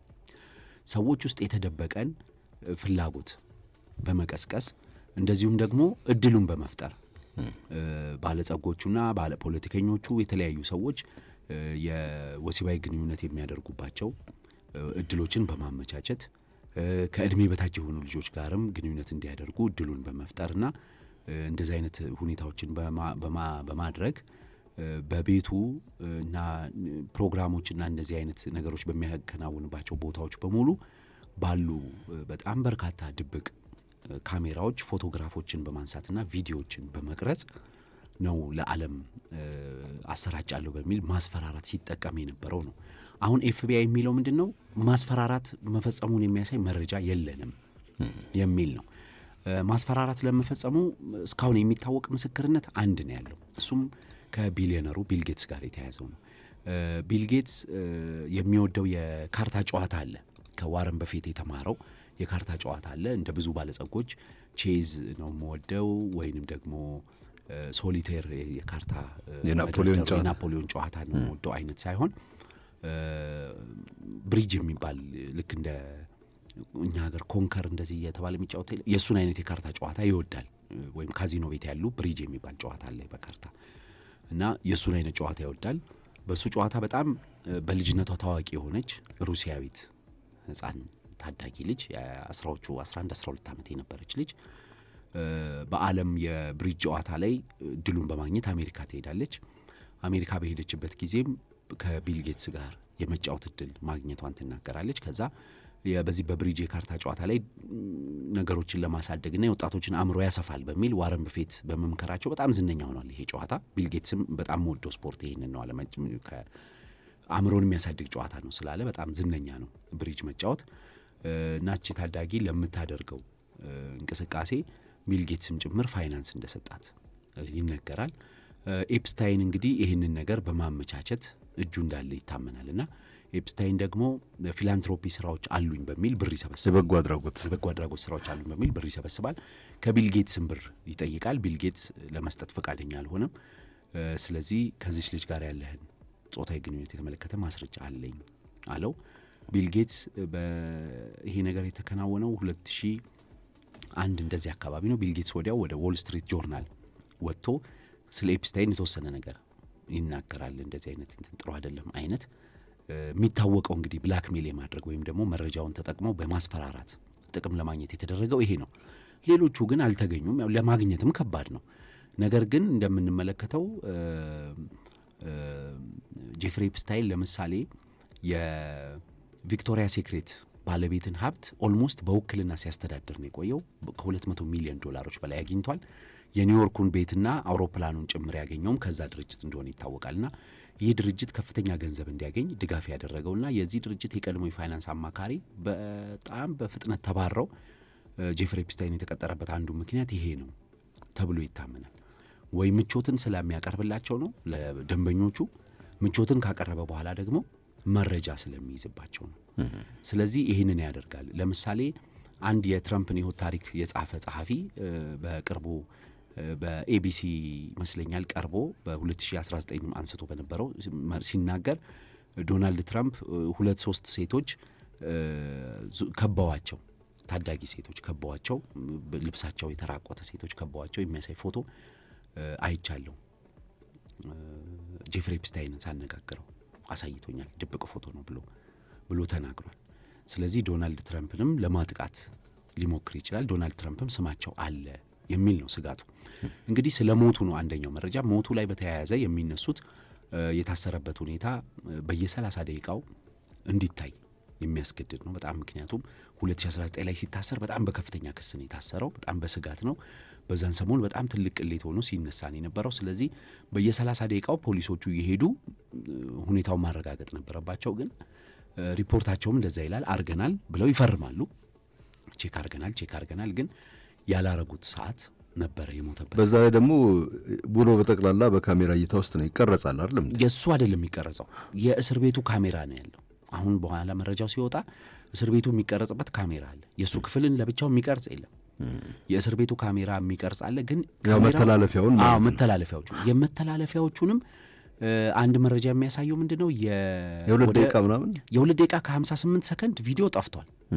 እሱ ብቻ አይደለም፣ እንዲያውም ከዚህም ባለፈ በጣም ግልጽ ነገር አለ። ምክንያቱም ከእስር ቤቱን መግባት ከሚያስችል በር ወደ እነ ጄፍሪ ኤፕስታይን ወደ ታሰረበት ክፍል ወደሚወስደው መንገድ ላይ ያለ ደረጃ በካሜራ እንዲታይ ይጠበቃል። ደረጃው ላይ ግን የቀኝ ጠርዝህን ይዘህ ብትሄድ ካሜራው አያሳየህም። ስለዚህ ካሜራው ሳያይህ መውጣት መግባት የምትችልበት ግልጽ እድሉላ አለው እስር ቤቱ ማለት ነው፣ ማቆያ ጣቢያው። ስለዚህ በዚህ ደረጃ ጄፍሪ ኤፕስታይንን ገብቶ ለመግደል የደፈረ ኃይል አለ ማለት ነው። እንግዲህ ጄፍሪ ኤፕስታይን መጀመሪያ ጊዜ ታስሮ በ2006 በታሰረ ጊዜ 13 ወራት ግማሽ ቀን እረፍት ያለው እስር ተፈርዶበት ወጥቷል። ስለዚህ አሁንም ሁለተኛ ዙር ሲታሰር ያንን እድል ለመጠቀም መሞከሩ አይቀርም። ያንን እድል ለመጠቀም የሚሞክረው በሁለት መልኩ ነው። አንደኛ እንደሚባለው ጄፍሪ ኤፕስታይን የስለላ ተቋም ንብረት ከሆነ ወይ እስራኤሎች መረጃ የሚይዙበት ወይ ሲአይኤ መረጃ የሚይዝበት ሰዎች ላይ መረጃ የሚይዝበት ሰው ከሆነ እንዲያስወጡት ይጠይቃል። በቃ ወንጀሌን የሆነ ነገር አስደርጋችሁ ክሱን አቀንሳችሁ አውጡልኝ፣ እኔ ብዙ አገልግያቸዋለሁ ብሎ ይጠይቃል። ወይንም ደግሞ ቪዲዮ የያዘባቸውን ሰዎች አወጣባቸዋለሁ መረጃውን። ስለዚህ ስልጣን ያላቸውን ፕሬዚዳንት ትራምፕንም በለው ሌሎቹንም፣ የዛኔ ትራምፕ ገና አልተመረጡም፣ ጆ ባይደን ናቸው የነበሩት። በጆ ባይደንም ክንፍ ውስጥ ያለ ማዕት ሰው ነው ጄፍሪ ኤፕስታይን ጋር ጓደኛ የነበረው እነ ቢል ክሊንተንን ጨምሮ ማለት ነው በዲሞክራት ፓርቲው። እነሱን አስወጡኝ አለበለዚያ መረጃ አወጣለሁ የሚልበት ሁኔታም ሊፈጠር ይችላል። ስለዚህ ይህንን እንዳይናገር ገደሉት። ይህንን ሪስክ የወሰደ ሰው አለ ብለው የሚያነሳዋሉ። ሪስክ ለመውሰድ ደግሞ ካሜራ የማይዝበት አንግል መኖሩ በጣም ጠቃሚ ያደርጎታል ብለው የሚያነሳዋሉ። እንግዲህ ተገደለ የሚለው ነጥቡ ይሄ ነው። በተለይም ይህን ተገደለ የሚለውን ነጥብ የአሜሪካ ፕሬዚዳንታዊ ቅስቀሳ ሲደረግ በነገራችን ላይ የጄፍሪ ኤፕስታይን ጉዳይ ትልቅ መነጋገሪያ ነበር። መንግስት አውቆ ነው የደበቀው፣ እናጋልጣለን ሲሉ ነበር የትራምፕ ወዳጆች። ልክ ስልጣን ላይ እንደመጡ ግን የጄፍሪ ኤፕስታይን ፋይል እያየነው ነው፣ ባየነውም በቅርቡ ይፋ ይሆናል እንደዚህ ሲሉ ቆዩ። ወዲያው ፓሜላ ቦንዲ የፍትህ አቃቤ ሕጓ፣ ካሽ ፓቴል እና ደግሞ ዳን ቤንጂኖ ደግሞ የኤፍቢአይ ምክትል ዳይሬክተር ነው። እነዚህ ሰዎች ግን ጄፍሪ ኤፕስታይን ራሱን ነው ያጠፋው። የሚወጣ ፋይልም የለም፣ የሚወጣም ፋይል ያን ያክል አስፈላጊ አይደለም። አዎ ጠቃሚ ፋይል አይደለም፣ የጀስት የግለሰቦች ፋይል ነው። በፋይሉ ውስጥም በቪዲዮዎቹ በምን ማስረጃም ወንጀል ስለ መስራታቸው የሚያሳይ ነገር የለም። ወይም ይሄ ከእድሜ በታች ከሆኑ ጾታ ሴቶች ጋር ግንኙነት ሲያደርጉ የሚያሳይ የለም፣ ምናምን የለም። ወንጀል ሲሰራ የሚያሳይ ነገር የለውም ነበረ መነሻቸው። አሁን ግን ያንን ኮንግረሱ ጥሎታልና ምን ይጠበቃል የሚለውን እናየዋል። ጎህ ባንክ ጎህ ሞባይል አፕ የተባለ የሞባይል ባንኪንግ በተግባር በልጽጎ ለደንበኞቹ አቅርቧል። የሂሳቦን ዝርዝር መከታተልና ማስተዳደር፣ ከባንክ ወደ ባንክ ወይም ወደ ቴሌብር ገንዘብ ማስተላለፍ፣ የአየር ሰዓት ለራሱም ሆነ ለወዳጅ ዘመዶ መግዛት፣ የዕለቱን የውጭ ሀገራት ገንዘብ የምንዛሬ ተመን ለማወቅ የሚያስችሎት ነው። በአነስተኛ የኢንተርኔት ዳታ በላቀ ፍጥነት ይጠቀሙበታል።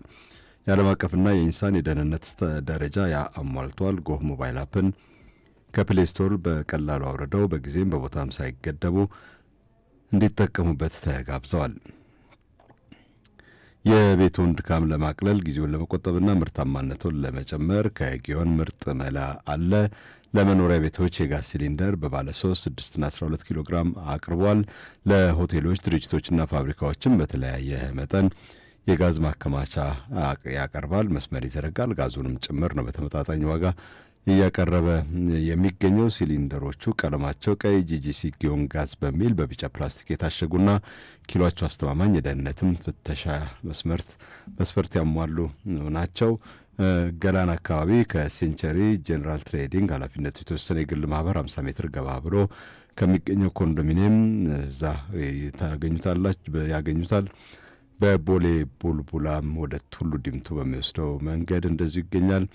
በድርጅቱ እህት ኩባንያዎች መሸጫ ሱቆች ካቴድራል ትምህርት ቤት አካባቢና አውጉስታ ከጽዮን ማርያም ቤተ ክርስቲያን አጠገብ፣ ከዛም ባሻገር የጊዮን ጋዝ ማከማቻዎችና በተለያዩ ሱፐር ማርኬቶችም ይገኛል። ሆቴሎች፣ ድርጅቶችና ፋብሪካዎች ምርታማነት ለመጨመር ብቃቱ በተረጋገጠ ባለሙያዎች የሲሊንደር ማከማቻ አቅርቦት ዝርጋታና አገልግሎት ተጠቃሚ እንዲሆኑ እየጋበዘ ነው የሚገኘው ጊዮን ጋዝ ማለት ነው። የቅዳሜ ገበያን መሰናዶ እየተከታተላችሁ ነው የምትገኙት። አማራ ባንክ 5 ብር ተጨማሪ ጉርሻ አዘጋጅቷል። ከውጭ ሀገር የሚላክሎትን ገንዘብ ወደ ባንኩ ጎራ ብለው ይመንዝሩ። በእጆ የሚገኘውን ገንዘብም ወደ ባንኩ ጎራ ብለው ይመንዝሩ። በዌስተርን ዩኒየን፣ ሪያ፣ ዳብሽልና ኢትዮ ዳሽ በኩል የሚላክሎትን ገንዘብ ከአማራ ባንክ መቀበል ይችላሉ። ከዛ ባሻገር ጥሩ መስተንግዶ አለው። የ5 ብር ተጨማሪ ጉርሻም ይበረከትሎታል። ደንብና ሁኔታዎች ተፈጻሚነት ይኖራቸዋል። እንግዲህ የጄፍሪ ኤፕስቴን ሰነድ ተደብቆ የቆየው በፍትህ ሚኒስቴር እጅ የሚገኘው በ30 ቀናት ውስጥ ይወጣል ተብሎ ነው የሚጠበቀው። ዶናልድ ትራምፕም ፈርሙበታል። በዚህም እንግዲህ ምናልባትም እኔ ነጻ ነኝ የሚል አይነት አቋም ያላቸው ይመስላል። እንግዲህ የእሳቸው ፋይል ተለቅሞ ወጥቶም ይሁን አይሁንም አይታወቅም። እንግዲህ የአሜሪካ ስርዓት ይህንን ይፈቅዳል አይፈቅድም የሚለውም አጠያቂ ነው። ግን ስለ ጄፍሪ ኤፕስታይን ሲናገሩ ከነበሩ ሰዎች መካከል አንዱ ዳን ቤንጂኖ በጣም ተጠቃሽ ነው። ዳን ቤንጂኖ ቀድሞ የኤፍቢአይ ሰራዊት አባል የነበረ በጣም የታወቀ ፖድካስት የነበረው ነው። በተለይ ስለ ወንጀልና ስለ ሀገራዊ ጉዳዮች የሚያነሳ እና እንደዚህ ስለ ኮንስፓይረሲ ከሚያነሳባቸው ለተከታታይ 6 ዓመታት ሲያነሳቸው ከነበሩት ጉዳዮች አንዱ የጄፍሪ ኤፕስታይን ጉዳይ ነው። እና እሱ ሲያነሳ ጄፍሪ ኤፕስታይን ብላክሜል ሲያደርግ ነው የነበረው። አሜሪካን የሚገዙ ኃይሎች እርስ በእርስ እንዴት የልቅ ብልግና ውስጥ እንደነበሩ በመያዝ ሲያሸማቅቅና ወንጀል ሲሰራ ገንዘብ ሲያሸሽ ባለጸጎችን በማገናኘት ሀብትን ሲያንቀሳቀስ የሀገራት መሪዎችንም ፖለቲከኞችንም አቢዩዝ ሲያደርግ ለባለስልጣኖች ያደላ ስርዓት እንዲፈጠር ባለስልጣኖችና ሀብታሞች ያልተገባ ግንኙነት እንዲኖራቸው ሲያደርግ የነበረ ነው። ምናልባትም ከጀርባው የደህንነት ተቋማትም አሉ ብሎ ሲናገር ነበረ ዳን ቤንጂኖ። ልክ እንደሱ በርካቶችም ሲናገሩ ነበር። ለምሳሌ በጣም ዝነኛው ተከር ክላርክሰንም ይህን ነገር ሲናገረው ነበር። የኒውዮርክ ፖስት ጋዜጠኛ ነው የነበረው። የኒውዮርክ ፖስት ጋዜጠኛ የነበረው አሁን በጣም የታወቀ ፖድካስት ያለው ነው ተከር ክላርክሰን። እና ዳን ቤንጂኖ ይህንን ሲናገር ቆይቶ እንደምናውቀው ካሽ ፓቴል የህንዳዊ ዝርያ ያለው የኤፍቢአይ ኤጀንት ይህንንም በተለያዩ ፖድካስቶች ላይ ሲናገረው ነበር። እንግዳ ሆኖ ሲቀርብ ዳን ቤንጂኖን ምክትል አድርጎታል። የኤፍቢአይ ምክትል ነው በአሁኑ ሰዓት ዳን ቤንጂኖ። ከቀረበ በኋላ ምንም የረባ እንትን የለውም። ቪዲዮንም አይቼዋለሁ። በፊት ቪዲዮን ቆርጦ ሲያወጣ የነበረው ሚስጥራዊ ቪዲዮ እዚህ ጋር ያሳይም ሲል ነበር ዳን ቤንጂኖ። አሁን ላይ ግን ቪዲዮንም አይተነዋል፣ ማስረጃዎችንም አይተናል። ጄፍሪ ኤፕስታይን ራሱን ያጠፋው ያካተተውም ሰነድ ያን ያህል ወንጀል ሲፈጸም የሚያሳይ አይደለም። ጀስት በቃ ግድግዳዎች ውስጥ ቀብሮ ቪዲዮ ሲቀርጽ ነው የኖረው። የራሱን ደስታ ለመሰብሰብ ያደረገው አይነት ነው በሚል አጣጥለውታል። ግን አሁን ሰነዶቹ እንዲወጡ ተደርገዋልና እነዚህ ሰነዶቹ መውጣት እና ከዚህ ጋር ያለው ክርክር ኢኮኖሚ ላይ የሚደረጉ የብላክሜል እንቅስቃሴዎችን ያሳያልና ከኢኮኖሚ ጋር እንደዚህ አይነት ነገሮች የሀገራትን ኢኮኖሚ የቢዝነሱን ዓለም እንዴት ተጽዕኖ እንደሚፈጥሩ እንደዚህ አይነት ነገሮች እንደ መደምደሚያ ሀሳብ እናንሳበት። ጥሩ እንቀጥላለን። ማስታወቂያ ሰምተን እንመለስ። ቅዳሜ ገበያ ነው እየተከታተላችሁ የምትገኙት። አንድ መረጃ እንደው ለመሸጋገሪያ እንዲሆን እናካፍልና ወደ ጄፍሪ ኤፕስቴን ጉዳይ እናልፋለን። የኢትዮጵያ ዓለም አቀፍ ጥምረት በእንግሊዝኛ ግሎባል ፓርትነርሺፕ ፎር ኢትዮጵያ GPE ይህንን ተቋም የሚመሩት አቶ ኤርሚያስ እሸቱ የሳፋሪኮም ቴሌኮሙኒኬሽን ኢትዮጵያ የቦርድ ሊቀመንበር ሆነው ተሹመዋል። ከህዳር 1 2018 ጀምሮ ነው እንግዲህ ኃላፊነቱን እንዲረከቡ የተደረገው። ሹመቱ ኩባንያው ኢትዮጵያን በድርጅቱ ከፍተኛ አመራርና የውሳኔ አሰጣጥ ሚናዎች ላይ የላቀ ድርሻ እንዲኖራቸው የሚደረግ ሂደት ትልቁ ማሳያ ነው የሚል ጉዳይ ነው እንግዲህ የተሰማው። ጎህ ቤቶች ባንክ ጎህ ሞባይል አፕ የተባለ በተግባር አበልጽጎ ለደንበኞቹ አቅርቧል። የሂሳብን ዝርዝር መከታተል፣ ማስተዳደር፣ ከባንክ ወደ ባንክ ወይም ወደ ቴሌብር ገንዘብ ማስተላለፍ፣ የአየር ሰዓት ለራስም ለወዳጅ ዘመድም መግዛት፣ የየዕለቱን የውጭ ሀገራት ገንዘብ የምንዛሬ ተመን ማወቅ የሚያስችለው በአነስተኛ የኢንተርኔት ዳታ በላቀ ፍጥነት ለመጠቀም እጅግ በጣም የሚመች ነው። የአማራ ባንክ ጠቅላላ መደበኛ ጉባኤ ሊካሄድ ጥቂት ቀናት ቀርተዋል። 8 ቀናት ናቸው የቀሩት። በሚሊኒየም አዳራሽ ቅዳሜ ህዳር 20 ይካሄዳል። ባለአክሲዮኖች እንድትሳተፉ ተጋብዛችኋል። የማይሆንላችሁ ደግሞ መፈረም የሚችል ሰው እንድትወክሉ ነው እንግዲህ መልእክት የተላለፈው። ወደ አማራ ባንክ ቅርንጫፍ ወይም ሰነዶች ማረጋገጫ ጽህፈት ቤት ጎራ በሉና ወክሉ። የባንኩ የዳይሬክተሮች ቦርድ አባላትና ሰራተኞች መወከል አይችሉም። እንግዲህ ጄፍሪ ኤፕስቴንን የተመለከተ ወደ 300 ጊጋባይት የሚደርስ መረጃ ቪዲዮም ጨምሮ ትልልቅ ቪዲዮዎች አሉ ነው የተባለው። እሱ እንግዲህ አሁን እንግዲህ ፕሬዚዳንቱ ከፈረሙ 2 ቀን ስላለፈው የሚጠበቀው 28 ቀናት ናቸው፣ 4 ሳምንት ማለት ነውና ይሄ ይወጣል። ምን ይጠበቃል? በተለይ ደግሞ በእንግዲህ ትልልቅ ነጋዴዎችን፣ የኩባንያ ኃላፊዎችን፣ መሪዎችንና በጣም ገንዘብ ያላቸውን ሰዎች ነው ይህ ሰው በብዙ መንገድ ተወዳጅቶ የኖረው። እንደዚሁም ፖለቲከኞችና የሀገር መሪዎች፣ የሀገር መሪ ፖለቲከኞች በኢኮኖሚ ለሚኖራቸው ሚና ከባድ ስለሆነ ማለት ነውና ከኢኮኖሚ ጋር ተያይዘው ምን ይጠበቃል ሰነዱ ሲወጣ? እንግዲህ ሰነዱ የሚወጣበት ልክ ወሳኝ ይመስለኛል።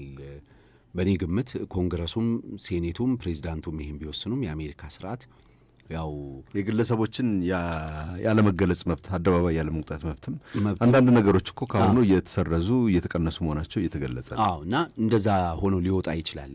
ምናልባት በዋናነት ከሱ ጋር በተያያዘ ያሉ ሰነዶች ብቻ ሊወጡ ይችላሉ።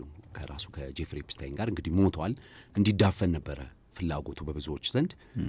ከሱ ሞት ጋር አብረው እንዲዳፈን ምናልባት ግሌን ማክስዌል መኖር ነው የእሱ የፍቅር ጓደኛው ማለት ነው። አብረው በርካታ ጾታዊ ጥቃት ስትፈጽም የነበረችው ሴት የእሷ በክስ ላይ መኖር ነው ጉዳዩን ምናልባት ሊያሳይ የሚችለው እንጂ ተዳፍኖ እንዲቀር የሚፈልጉት በጣም በርካቶች ናቸው። ግን ምን ያህል ይወጣል የሚለው አነጋጋሪ ነው። ኢሁድ ባራክ የእስራኤል የቀድሞ ጠቅላይ ሚኒስትር እና የመከላከያ ሚኒስትር የነበሩ በሞሳድም ከፍተኛ ኃላፊ የነበሩ ሰው ግንኙነት ነበራቸው ከዚህ ሰው ጋር ሲባል የሚያገናኟቸው ሰዎች ነበሩ። እንደዚህ ሲባል ነገሩ ቀላል ኬዝ እንዳልሆነ የሚያሳይ ነው። እንግዲህ በደህንነት ተቋማት በሰዎች ላይ እንደዚህ አይነት መረጃ መያዝ የተለመደ ነው። በንግድ ተቋማትም እንደዚህ አይነት ነገሮች ይከናወናሉ እና መረጃ ይዞ በመረጃ ብላክሜል ማድረግ የተለመደ ነው። አሁን ትልቁ ኤፍቢአይ እየተጫወተ ያለው ጨዋታ ምንድን ነው? ጄፍሪ ኤፕስታይን ብላክሜል አላደረገም ወይም ደግሞ እንዲህ መረጃ አለኝ አለ እያስፈራራ ጥቅም መያዙን አለመያዙን የሚያሳይ መረጃ የለም ነው። እንግዲህ ካስፈራራህ በኋላ መረጃ መያዙን እኮ የምታውቀው ያስፈራራው ሰው ሄዶ ሲከስህ ነው። እንደዚህ ብሎ አስፈራርቶኛል፣ ድብቅ ቪዲዮ አለ እኔ ጋርና እሱን አወጣብሃለሁ እያለ እያስፈራራኝ ነው ስትከስ እኮ ነው የሚታወቀው። ስለዚህ አብዛኛውን ጊዜ የምታደርገው ምንድን ነው? ድብቅ ቪዲዮ ካለብህ ያለውን ነው የምታደርገው፣ ወይ ደግሞ ከእሱ ጋር ነው የምትደራደረው። ልጅህም እኮ ታግቶ አይደለም ቪዲዮ እንደዚህ ልጅህም ታግቶ ገንዘብ ካላመጣህ እንዲያረገዋለሁ ለፖሊስ ብትደውል እገለዋለሁ ልጅህም ቢልህ ለፖሊስ አትደውልም እኮ ብዙ ጊዜ ብርህን ይዘህ ነው የምትሄደው። ብዙ ሰዎች እንደዛ ነው የሚያደርጉት። ስለዚህ ብላክሜል መደረግ አለመደረጋቸውን ማስረጃ የለም። ለምን? አሁን ሰውየው ሞቷል፣ ቃሉን አልሰጠም በዛ ረገድ ማለት ነው። እና የጄፍሪ ኤፕስታይን ፋይሎች በሆነም ደረጃ ይወጣሉ፣ አይቀርም። ግን ሙሉ ለሙሉ ይወጣሉ ወይ የሚለው አነጋጋሪ ነው። እኔም እርግጠኛ ልሆን አልችልም በዚህ ጉዳይ ላይ። ግን ይሄ ነገር የሚያሳየው እንግዲህ ኢኮኖሚ ላይ፣ ፖለቲካው ላይ ተገቢ ያልሆኑ ስራዎች እንዲሰሩ፣ የማዳላት ስራዎች እንዲሰሩ የውስጥ አዋቂ የመሆን ፍላጎት በከፍተኛ ደረጃ አለ።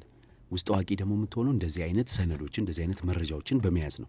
እንግዲህ በይሄ ጄፍሪ አሁን ቢል ክሊንተን ስልን አሁን አርጅተው እኮ አይደለም ቢል ክሊንተን ገና ፕሬዚዳንት እያሉ ነው። በነ ሞኒካ ዘመን ነው። ምክንያቱም ጄፍሪ ኤፕስታይን እነዚህን ስራዎች የሰራው በፈረንጆቹ በ1980ዎቹ 90ዎቹ እና እስከ 2000ዎቹ መጀመሪያ ድረስ ነው። ስለዚህ እነ ቢል ክሊንተን ፕሬዚዳንት የነበሩበት ዘመን ነው። እነ ዶናልድ ትራምፕ እሳት የላሱ ነጋዴ የነበሩበት ዘመን ነው። ዶናልድ ትራምፕ እኮ በ90ዎቹ ነው ጓደኝነቱ። ወጣት ሆኖ ነው ፎቶውን ብታየው በጣም ወጣት ሆኖ ነው ጄፍሪ ኤፕስታይን እነሱ የሚታዩት። ከቢል ጌትስም ጋር በ90ዎቹ ነው ጓደኝነቱ፣ ከነ ፕሪንስ አንድሪው ጋር። አሁን እኮ ስታይ ሰዎቹ አርጅተዋልና እነዚህ ሰዎች እንደዚህ አይነት ቅሌት ውስጥ ይገባሉ ስትል አይ ገና ጎልማሳ በነበሩበት እድሜ ነው። ስለዚህ በጣም ብዙ መረጃ ነው የያዘው። አብዛኛው መረጃ ደግሞ ያለፈ ጊዜ ነው። በእኔ ግምት አብዛኛዎቹ መድረስ የሚፈለጉት ጉዳቶች ያንን መረጃ ተንተርሶ ደርሰዋል ብዬ ነው የማስበው። እንዴ ጥቃት ደረሰባቸው የተባሉት ሴቶች ራሱ እኮ ከ40 ዓመት በላይ ሆነዋል። አዎ ሴቶቹ እኮ ትልልቅ ናቸው። ከ40 ዓመት በላይ የሆኑ የ14 ዓመት ልጅ ሆኜ እንደዚህ ያደረገኝ የምትል ልጅ 40 ምናምን ዓመት ሆነ። አሁን ሳልወልድ ቀረውኝ በዚህ የተነሳ መውለድ ፈርቼ ዓለም ምቹ አይደለችም ሴፍ አይደለችም ብላ እና ጉዳቱም ደርሷል። በሴቶቹም ላይ ጉዳቱ ደርሷል። እንደገና ደግሞ በፖለቲካውም በኢኮኖሚውም ላይ ጉዳቱ ደርሷል በእኔ ግምት። ምክንያቱም ጄፍሪ ኤፕስታይን የሚያማክራቸው ካምፓኒዎች ተተኩሰዋል። እሱ እንዲያውም ከሆነ ጊዜ በኋላ $1 ቢሊዮን ካምፓኒ ካልሆነ አላማክርም ሁላ ወደ ማለት ደርሷል። እና ጄፍሪ ኤፕስታይንን ለምን ተወደዋለ ሲባል እንዴ የጄፒ ሞርጋን ፕሬዚዳንትን እኮ በ15 ደቂቃ ውስጥ ያገናኘኝ ሰው ነው ይላል የሆነ ቢሊዮነር መጥተው። ታክስ መስሪያ ቤቱ እኮ በጣም ለ6 ወር ያመላለሰኝን ጉዳይ በ20 ደቂቃ ውስጥ የፈታልኝ ሰው ነው የሚሉት። ስለዚህ የያዛቸው መረጃዎች ናቸው ለዚህ ያበቁት በሚል ግምት አለ። ግን አነሰም በዛም ይሄ መረጃ ሙሉ ለሙሉ ይወጣል አይወጣም የሚለው ነው። እዚህ ጋር ግን በመጨረሻ አንድ ተመሳስሎ በኢትዮጵያና በአሜሪካ መካከል ያየሁትና እንደዚህ አይነት ጉዳዮች ባለፈውም የዚህ የዘፋኙ የሺንኮምስ ወይም ፒዲዲ ኬዝ ሲወጣ አሜሪካውያን ይላሉ በርካታ ሰዎች እንደዚህ ባለሙያዎች በኮንስፓይረሲ ቲዮሪ በሴራ ሀሊዮት ወይም በሴራ ትንተና ያምናሉ። ይሄ ሚስጥር ነው እንትን ነው ምናምን በሚባለውና አንድ እኛ ሀገር በተደጋጋሚ አንዳንድ ሰዎች ወቀሳ ሲደርስባቸው ጠንቋይ እንዲያርጎለት ነው ሀብታም ሲሆን ጠንቋይ እንትን ብሎለት ወይ ከባለስልጣን ተወዳጅ ሆኖ ወይ እንደዚህ ሆኖ ነው። ኮንስፓይሬሲ መተንተን ኢትዮጵያ ውስጥም በጣም ተወዳጅ ነው። ይሄ ሰው ባህሪ መሰለኝ በዓለምም በጣም ባህሪ ነው። ግን አሜሪካውያን በጣም ይታወቃል በዚህ እንትናቸው፣ በዚህ ፍላጎታቸው ይታወቃሉ ይባላል። ለምን? ነጻ ሚዲያ ስላለ የሰውንም ፍላጎት ማወቅ ስለሚያስችል ጥናትም ስላለ ነው። እንትንስ ታሪካቸውስ ለምሳሌ ኤልዶራዶ የሚባል ወርቅ የተቀበረበት አለ፣ ወይም ደግሞ የባህር ዘራፊዎች የቀበሩት ወርቅ አትላንቲክ ውቅያኖስ ውስጥ አለ። እንደዚህ አይነት ነገሮች እየተነገሩ ስንት ሰው ነው ያገኝም አለ። ጀብድ ፈጽሞ ይቀራል። በጣም ብዙ ንግርቶች አሉ። ለምሳሌ አብርሃም ሊንከን የመጨረሻ ጣቱና የቀለበት ጣቱ ቁመታቸው እኩል ነበር ይባላል። ባይዘው ይሄ በዚህ በመዳፍ አንባቢዎች የሚሰጠው ትንተና ስላለ ነው። በጣም ጂኒየስ ነው፣ ሱፐር ጂኒየስ ነው ለማለት። የቶማስ ጄፈርሰን ቁመት ከ2 ሜትር በላይ ስለመሆኑና እንዴት ከእውቀቱ ጋር ይሄ ከዲክላሬሽን ኦፍ ኢንዲፔንደንስ ሲጽፉ እንደዚህ የአሜሪካንም ህገ መንግስት ብታየው በጣም እኔ ደስ የሚለኝ አንቀጽ ነው። ኤቭሪዋን ሃዝ ዘ ራይት ቱ ፐርሲው ሃፒነስ ይላልና ደስታን የመሻት ፍላጎት የሰው ልጆች የህዝቦቻችን ፍላጎት ነው ይላል። ደስታ ምንድን ነው የሚለውን እንኳን ባይተነተንም ግን ደስታ በየሰው ውስጥ የተለያየ ነው። ደስታን መፈለግ በህገ መንግስት እውቅና ያገኘበት ሀገር ነው በነገራችን ላይ እና አሜሪካ ብዙ እድል የሚፈጥር ነው። ግን በዛው ልክ የሚፈጥራቸው እድሎች በጣም በርካታ ማነቆች የሚያመጣ ነው። አሁን የደረሰው የኢኮኖሚ ጉዳት የደረሰው የፖለቲካ ውዝግብ ሊኖር ይችላል በዚህ በኤፕስታይን አይነት ሰዎች። ነገር ግን በዚህ የተነሳ ጾታዊ ጥቃት የደረሰባቸው ታዳጊ ህጻናት ለ10 ዓመታት አሁን ለ30 ዓመት 20 ዓመት እያለፈው ነው ጉዳዩ። ከ20 ዓመት በላይ ለጾታዊ ጥቃት ደርሶባቸው በርካታ እንግልት ውስጥ የወደቁ ሴቶችን መመልከት ግን በጣም ያሳዝናል።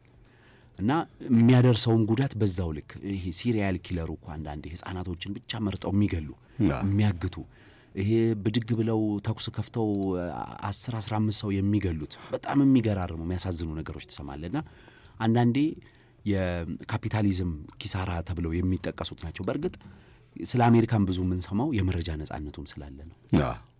በዛው ልክ ማለት ነው። ይሄንንም ማለት ሌላ ሀገር የለም ብለው አድማጮች እንዳይወስዱ ይሄንን ሌላ ሀገር ስለማይነገር ሊሆን ይችላል ያ ታሪክ። አሜሪካ ግን ሁሉም ታሪክ የሚነገርበትም ሀገር ስለሆነ ነው። አሁን የጄፍሪ ኤፕስታይን ፋይል እንግዲህ ዶናልድ ትራምፕ ስማቸው አለ አውቀው ነው የደበቁት እየተባለ ደግሞ ተቃቅፈውም ያላቸው ቪዲዮ እያለ ነው የወጣው። በዛ መልኩ ነው እንትን ያለው። ስለ ነዳጅ እናነሳለን ብለን ነበር። 30% ታክስ ከሚቀጥለው ወር ጀምሮ ይሰበሰባል። ስጋቱ የዋጋ ግሽበት ያስከትላል የሚል የራሱ ጫና ያመጣል የሚል ነው። ሰኞ ዕለት ምናልባት በቀጣይ ሳምንት እንየው በቃ ወይም ደግሞ ሲጨምርም ልናየውም እንችላለን። የቅዳሜ ገበያን መሰናዶ ነው እየተከታተላችሁ የቆያችሁት። በ0911 477 44 ልትደውሉልን አለዚያም አጭር የጽሁፍ መልእክት ልትልኩልን ትችላላችሁ። በ0977 77 77 አጭር የጽሁፍ መልእክት ላኩልን፣ እኛ መልሰን እንደውላለን። 7545 ላይም እንደዚሁ መደወልና አጭር የጽሁፍ መልእክት መስደድ ይቻላል ማለት ነው። የቅዳሜ ገበያን መሰናዶ ዘወትር ሰኞ፣ ረቡዕ፣ አርብ ከጠዋቱ 3 ሰዓት እስከ ረፋድ 5 ሰዓት መከታተል ይቻላል በአሃዱ ሬዲዮ የቀጥታ ስርጭት። እንደዚሁም በፌስቡክ፣ በቲክቶክ፣ በዩቲዩብ፣ በቴሌግራም ተከታተሉን። ይህንን መሰናዶ ከጥቂት ሰዓታት በኋላ በቅዳሜ ገበያ የቴሌግራም ገጽ ላይ ልትከታተሉ ትችላላችሁ ማለት ነው። እንግዲህ የዛሬ መሰናዷችን ይህን ይመስል ነበረ። ሰኞ እንገናኛለን። እስከዚያው መልካም ግብይት።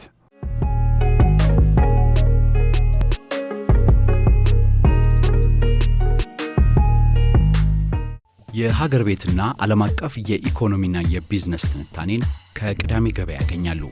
ቅዳሜ ገበያን በአሃዱ ሬዲዮ ያደምጡታል። በድረገጻችን በማኅበራዊ ገጾቻችን ያገኙናል። የቅዳሜ ገበያ ልዩ ትንታኔዎችን በዩቲዩብ ቻናላችን በአማርኛና በእንግሊዝኛ ቅዳሜ ገበያ ብለው ሰብስክራይብ ያድርጉ። አዳዲስ ቪዲዮዎች በትኩሱ እንዲደርሶት የደውል ምልክቱን ይጫኑ።